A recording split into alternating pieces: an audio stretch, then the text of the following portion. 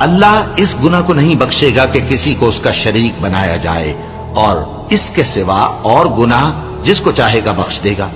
اور جس نے اللہ کے ساتھ شریک بنایا تو بے شک وہ رستے سے دور جا پڑا۔ یہ لوگ اللہ کے سوا جو پرستش کرتے ہیں تو کچھ دیویوں کی، اور پکارتے بھی ہیں تو شیطان سرکش ہی کو، جس پر اللہ نے لعنت کی ہے، اور وہ اللہ سے کہنے لگا میں تیرے بندوں سے غیر اللہ کی نیاز دلوا کر مال کا ایک مقرر حصہ لے لیا کروں گا، اور ان کو گمراہ کرتا اور انہیں امیدیں دلاتا رہوں گا، اور یہ سکھاتا رہوں گا کہ جانوروں کے کان چیرتے رہیں، اور انہیں سمجھاتا رہوں گا، تو وہ اللہ کی بنائی ہوئی صورتوں کو بگاڑتے رہیں گے۔ اور جس شخص نے اللہ کو چھوڑ کر شیطان کو دوست بنایا وہ صاف صاف گھاٹے میں رہا۔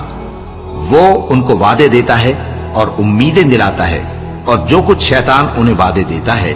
وہ دھوکہ ہی دھوکہ ہے۔